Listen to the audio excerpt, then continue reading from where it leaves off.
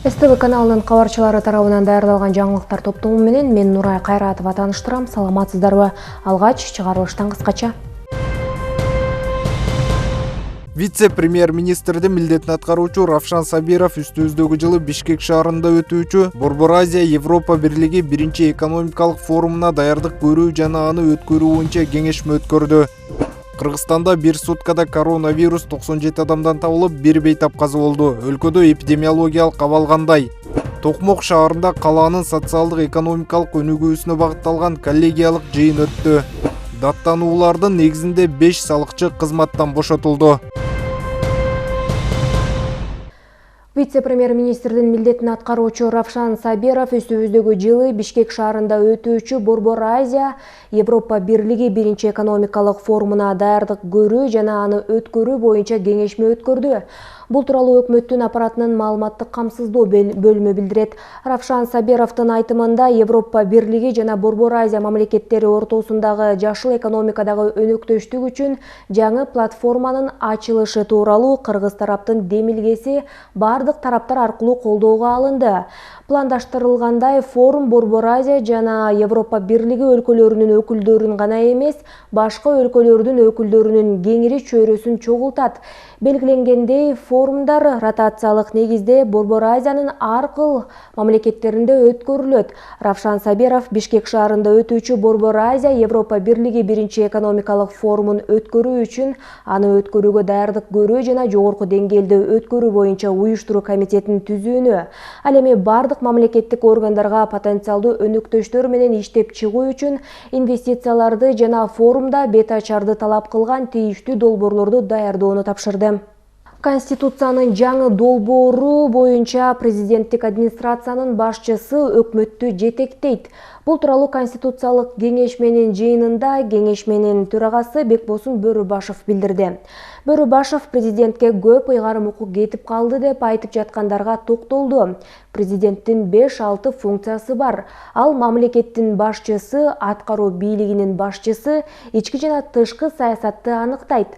Мамлекеттик бийликтердин ынтымакта иштешине кам көрөт. Ошондой эле президентти аткаруу бийлигинин үстүнө коюп жатабыз. Аткаруу бийлигинин ишине президент башы менен жооп берет деген жобо турат. Министрлер кабинетинин төрагасы бир эле убакта президенттик администрациянын башчысы болот дейт ал. Бөрүбашев кошумчалагандай, президент мыйзам бузса, бийлик органдарынын ишине кийлигишсе, ага импичмент жарыяланат. Кыргызстанда бир суткада коронавирус 97 адамдан табылып, бир бейтап каза болду. Бул тууралуу республикалык штабтан билдиришти. Ал эми бир сутка ичинде 157 адам коронавирустан айыгып чыккан. Сутка ичинде COVID-19 илдетинен Бишкекте бир адам каза болду. Бүгүнкү күнү стационарда коронавирустан 643 бейтап, амбулатордук түрдө 907 адам дарыланууда. Кыргызстанда пандемия башталгандан бери 84 068 адам коронавирус жуктурган.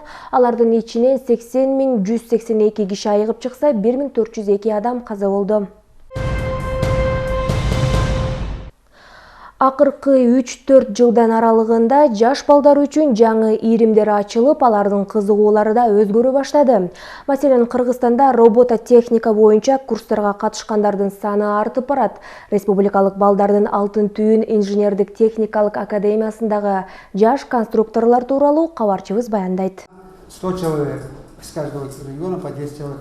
Даниэль Мустафин 2 жылдан бери робототехника иримине катышып, бир катар сынактарда жеңүүчү болгон. Былтыр республикалык сынакта өзүнүн командасы менен биринчиликти багындырышкан. Быйылда алдыңкы орунду камсыздоо үчүн сынакка даярданып, коюлган тапшырмалардын үстүнөн иштөөдө. В прошлый раз была тема Мурунку сынакта таптагыл шартта жүрө турган транспорттук каражат жасаганбыз. Бул жолу бир аз өзгөчөлүк бар. Биз жөргөмүш же көп буттуу каражат жасоонун үстүндө иштеп жатабыз. Бул башкаларга салыштырмалуу оор жолдордо туруктуу болот. Либо паук, либо сороконожка. Вот мы сейчас собираем модель. Жыл сайын өткөрүлгөн республикалык сынак негизги 4 турдан туруп, ар биринде өзгөчө тапшырмалар коюлат. Мугалимдер жөндөмү менен өзгөчөлөнгөн балдарды 1 жыл бою даярдашат. Алардын айтымында робототехника менен иштөө баланын ой жүгүртүүсүн, фантазиясын өстүрүп, куруу жөндөмдүүлүгүн арттырат. Определенные, может быть, модели белгилүү бир техниканы чогултуп иштеп чыгышат. Транспорт, робот, жаныбарлардын курал жарактардын модельдери болушу мүмкүн. Робототехника биринчи кезекте колдордун моторикасын өрчүтөт. Ошондой эле баланын логикасын өстүрөт. Балдар оюндагы нерсени ишке ашырууга үйрөнүшөт. Бизде 5 жылдан ашык окуп, андан соң унаа куруу боюнча кесипке ээ болгон балдар бар.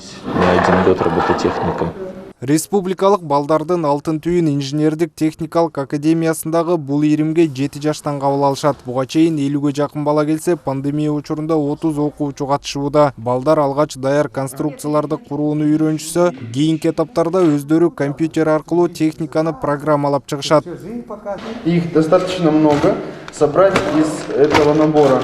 Бул конструкциядан 30га жакын ар кандай нерсени жасаса болот. Атайын сүрөттөлүштөр бар, ошолорго карап чогултулат. Мында атайын платалар орун алган. Алар аркылуу техниканы башкарууга болот. По проводам. Вот здесь к этим коннекторам подключаются провода. Балдардын кызыгуусун арттыруу максатында жарыяланган баардык олимпиадаларды калтырбай катышышат. Кыргызстандан сырткары Өзбекстанга чейин барып, сынактарда байгелүү орундарга ээ болушкан. Мындай иримге катышкан окуучулар кийин машина куруу жана техникалык факультеттерге тапшырууга көбүрөөк мүмкүнчүлүк алышат. Автандил Бактыбеков, Мунара Кадырдин кызы, Улукбек Азизбеков, СТВ. Токмок шаарында калаанын социалдык экономикалык өнүгүүсүнө багытталган коллегиялык жыйын өттү. Анда негизги 3 маселе каралып, өзгөчө басым 2021 жылдагы артыкчылыктуу багыттарды аныктоого бурулду. Жыйынга өкмөттүн Чүй облусундагы ыйгарым укуктуу өкүлү, шаар мэри, муниципалдык жана мамлекеттик мекемелердин башчылары катышты. Коллегиядагы урунтуу учурлар жана сөз болгон ири долбоорлор тууралуу Автандил Бактыбековдун сюжетинде. Байланыштуу жарым-жартылай иштегендигинен Токмок шаардык мэриясынын коллегиялык жыйынынын күн тартибине негизги 3 маселе коюлган. Алгач кала башчысынын орун басары 2020 жылы аткарылган иштер. Бул жылы шаардын социалдык экономикалык абалын жакшыртууга багытталган долбоорлор тууралуу маалымат берди. шаардын мектептеринде электрондук күндөлүк, электрондук китепкана, электрондук кезек бала бакчаларда Коронавирус пандемиясы экономикалык көрсөткүчтөргө өз таасирин тийгизген. Тагыраагы бир катар долбоорлор токтоп, жергиликтүү казынага түшө турган салык да азайган. Бул жылы болсо сырттан каражат тартуу менен калкка жагымдуу шарттарды түзүү үчүн ири долбоорлорду ишке ашыруу толук кандуу уланат. жалпысынан муниципалдык менчик башкармалыгы тарабынан 105 конкурс жарыяланып, анын ичинен 35 долбоор боюнча келишим түзүлүп ишке ашырылды. Шаардын инфратүзүмүн жакшыртуу негизги маселелердин бири. Ошондой эле суу түтүктөрүн оңдоо, саркынды сууларды чыгаруу системасын калыбына келтирүү каралган. Долбоор Европа реконструкциялоо жана өнүктүрүү банкынын каржылык колдоосунда ишке ашат. Ал эми кала бюджетинин 30% жолдорду оңдоо үчүн жумшалат. Биз биринчилерден болуп преференциалдуу келишимге кол койгонбуз. Бул Кыргыз темир групптун алкагында. Ошондой эле азыр Россия Федерациясынан келген инвесторлорубуз бар. Ошолор менен азыр иш аракеттерди баштадык. Буюрса азыр жер маселеси чечилсе, уже жанагы улсат берүү документтерин баарын толугу менен жардам берип, быйылкы жылы ошол кеч болсо дагы ошол завод курулушун быйылкы жылда пландаштырып атабыз. Токмок шаарында учурда Айнек заводу, Мол продукт сүт иштетүү ишканасы сыяктуу бир катар ишканалар бар. Коллегиялык жыйынга катышкан облус башчысы Мирбек Мияров инвесторлорду тартуу менен өндүрүш ишканаларын көбөйтүүнү сунуштады. Анын натыйжасында жергиликтүүлөр үчүн жумуш орундары түзүлүп, өлкө экономикасын жакшыртууга шарт түзүлөт. Кеч келем социалдык жактан эле программаларды ала берсек, бирок эртеңки күнү бизде мындай кризисный ситуация жаралат. Жакшы бир масштабта эл бизге кандайдыр бир мындай жумуш орундарын түзө турган проекттерди ишке ашсак деп 21 жылга коюлгандай, 2021 жылга мындай инвестиция тартуу боюнча ушу долбоорлорду ишке алып келишибиз керек. Коллегияда саламаттыкты сактоо тармагына да өзгөчө басым жасалды. Себеби коронавирус пандемиясы медицинага өзгөчө көңүл буруу зарылчылыгын жаратты. Калк саламаттыгына кам көрүү үчүн өткөн жылы Токмокто жаңы оорукана колдонууга берилген. Учурда Дүйнөлүк банктын долбоору аркылуу жугуштуу оорулар бөлүмү ремонттон өткөрүлүүдө. Ошентсе да бул тармакта да бир катар көйгөйлөр бар. Азыр бизге врачтар көп, специалисттер жетишпей турган убагы дагы узкий специальностьтер практически жок, баары теги чыгып кеткен за пределы.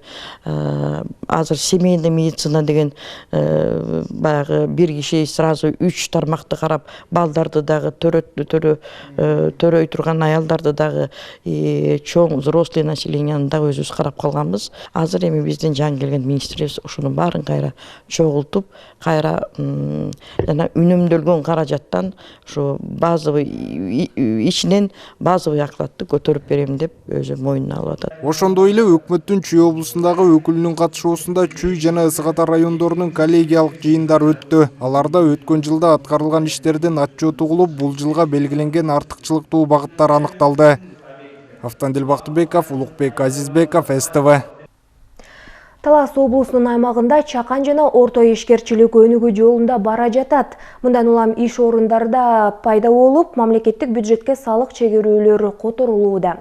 Жеке ишкерлерди колдоо үчүн мамлекеттик деңгээлде да иштер жүрүп жатат. Шаарда Эмерек Талас ишканасы да жаңы иш орундарын түзүп, калкка сапаттуу тейлөө көрсөтүүдө.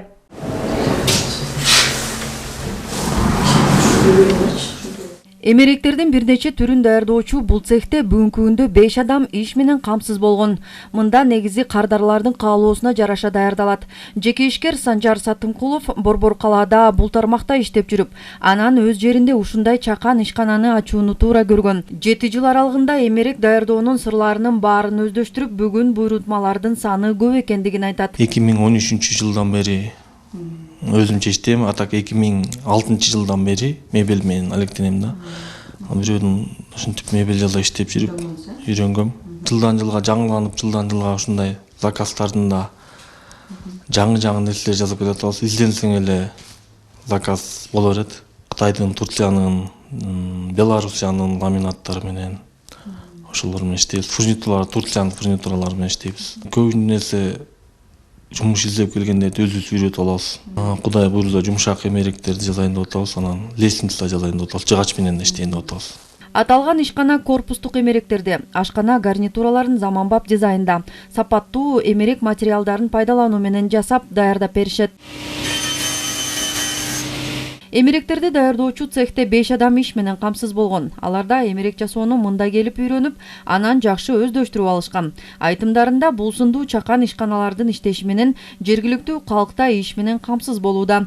Анткени алар жасаган ишине жараша жакшы маяна алышат. Бул цех иштеп атканда 7-8 жыл болду. Мен иштегениме 1 жыл болот дейм буюрса. Буга чейин билген эмесмин. Таластан эле үйрөнгөм. Негизи жумушубуз ушул жерде баарыбыз бирдей эле иштейбиз, 3 мастер бар.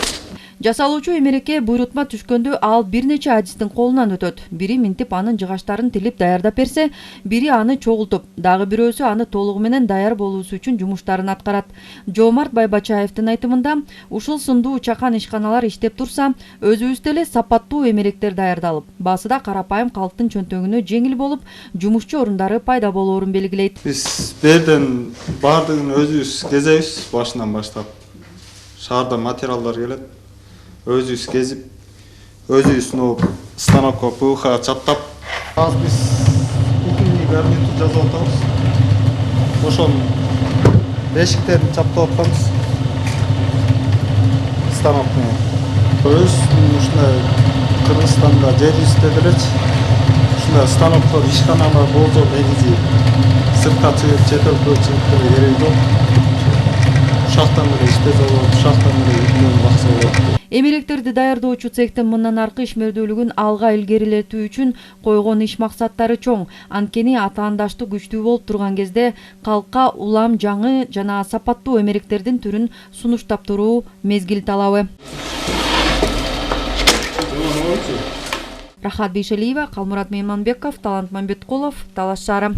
Өнөр жай ишканаларынан Кур Жалак Нарын облусунда туруктуу жумуш орундарын түзүү чоң көйгөй. Айрыкча аталган өрөөндүн климаттык шартынын катаалдыгы аз келгенсип, өлкө борборунан кыйла алыстыгы инвесторлор менен донорлордун кызыгууларын жаратпайт. Андыктан теңир тоолуктардын өз арабайларын өздөрү согуудан башка аргалары жок. Мына ушундай өз алдыларынча аракеттенип, жергиликтүү маанидеги ийгиликтерге жетишкен ишкер кыз-келиндердин айрымдарынын эмгектери тууралуу аймактык кабарчыбыз баяндайт. Кичи мекеніндегі жұмыссыздықтың кесепетінен 5 жыл Түркияда иштеп келген Токтообү Турсунактын кызы кесиби боюнча медик болгондуктан өз айылында массаж кабинетин ачкан. Чындыгында Алыскы Актылар районунун борбору Байетов айылында жаңылык катары кабылданган бул кызмат күтүлгөндөй натыйжа алып келбеди. Андыктан ал ага кошумча тез тамактануу жайын ишке киргизди. Азырынча кирешеге маарып кетпесе да, жогорудагы эки ширктен тапкан пайдасы үй бүлөсүнө кең кесири жетет. Үйгө барып ойлондумдан анан ашкана ачайын деп чечкем да, негизи андан кийин эле фастфуд бургер болуп калды. Тез тапкан ошону ачып калдык. Амир бургер. Каражатты өзүбүз камсыздадык, өзүбүздөн чыгардык. Ал эми Актылар районунун кебесиндеги Актал айылынын тургуну Айдай Адылбек кызы уюштурган кийим тигүү цехинин продукциялары акырындык менен Орусиядан кардарларын табууда. Ошону менен бирге эле туруктуу 10 жумуш орун жаралып, чакан калктуу пункттагы миграцияны аздыр көптүр ооздуктай алгандыгы менен да өзгөчөлүү. Каарманыбыздын айтымында, учурда ар бир айылда мыкты уздар менен тикмечилер арбын. Тилекке каршы алардын бул өнөрлөрүн натыйжалуу пайдаланууга өздөрү да, жергиликтүү бийликтегилер да кайдыгер. Эми дагы ошо өнүктүрөлү деген ой бар. Көп кыздар болсо, көп кыздар үйрөтөсүзбү деп чалып атышат. Бирок ошо үйрөткөнгө менде азыр шарт жок болуп атат, машинка алыш керек. Ошо баарын үйрөтүп, ишкер мындай айылдарда жумуш жок, ошо жумуш жокко байланыштуу алар шаарга барышат, башка мамлекеттерге барышат. Ошону жоюунун жолунда жүрөбүз. Статистикага көз сап турсак, Нарын облусунда жогоруда жеке ишкерликтин электенишкендердин 30%га жакыны аял заты. Анча да каржылык кыйынчылыктарга жана өндүрүлгөндөргө суроо талаптардын аздыгына байланыштуу баарысы эле туруктуу мүнөзгө ээ эмес. Кырдаалдын мындай жаңсыздыгына бул субъектилердин эмгек рыногундагы атаандаштыкты аңдап сезе билбегендиктери жана ошого жараша өндүрүштү ийкемдүү жүргүзүүдөгү сабатсыздыктары себеп. Ушундан уламбы жакында Нарын шаарында үй бүлөдөгү зордук зомбулукка жол жок долбоору өткөргөн окууларда ишкердик чөйрөгө туура багыт берүү башкы орунда турду. Маркетинговый план, производственный план, финансовый план боюнча кененирээк түшүнүк алышты. Жыйынтыгында алар ар бири өз мүмкүнчүлүгүнө жараша бизнес план түзүп бүгүн жакташат.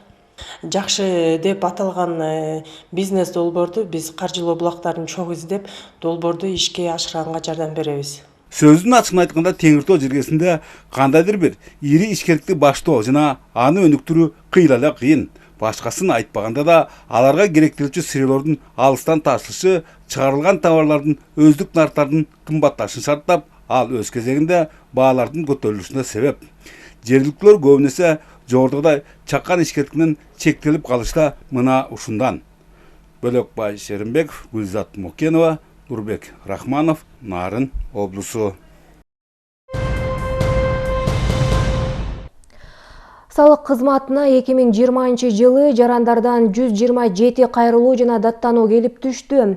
Анын басымдуу бөлүгү салык кызматкерлеринин укуксуз иш аракеттерине байланыштуу, дагы бир катары ишкерлер тарабынан салык мыйзамдарын сакталбагандыгы боюнча арыздар.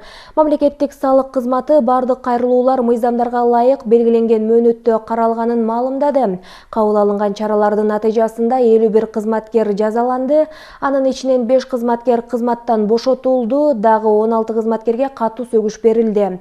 Жетөөнө сөгүш 10 кызматкерге эскертүү берилди. Бир кызматкер ээлеген кызматына толук ылайык келбегени белгиленди жана 3 кызматкер ротацияланды. Исландиялык киши 20 жыл мурда электр тогуна урунуп, 2 колунан тең ажырап калган. Франциянын Лион шаарында дүйнөдө биринчи жолу бейтаптын колун ийини менен кошо салып беришти. Путин Россиядагы студенттердин күнүнө арналган онлайн жолугушууда Алексей Навальный даярдаган иликтөө жана митингдер тууралуу оюн билдирди. Ушул жана башка эл аралык жаңылыктар программаны улантат.